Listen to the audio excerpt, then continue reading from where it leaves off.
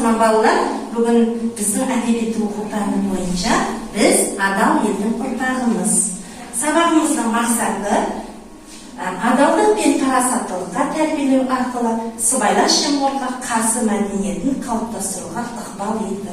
Енді балалар барлығымыз психолог дайындық жасаймыз. Кәнекей бәріміз бірге қолмен. Жастар ерген тәрбие, жас шыбықтың иген ел, білімді болсын ұл мен қыз, пайдасын елге тигендей. Өте жақсы, керемет балалар.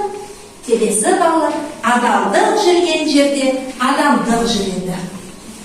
Өткен заманда Күйіктен шаһарда бір етікші, оның жанды көршісінің Абзал есімді баласы бар екен. Ол бала өз бетінше талаптанып шаһар медресесіндегі ұстаздан дәріс алып тұрады екен. Ненің арам, ненің адал екенін әбден үйреніп алады. Bir жағынан ата-анасының да айтқанынан шықпайтын тіл алғыш, адал, көркем мінезді ұл болып өседі. Бұл бейшара өз нәпақасын өз тауып ата-анасына көмектессін деген оймен оны қасына көмекші етіп алады. Ерте жалпы етікшіліктің бар қырсығын үйретеді. Бала бір күні етікшінің етік жамағында үнемі жүріп түймейтіндігін байқап қалыпты.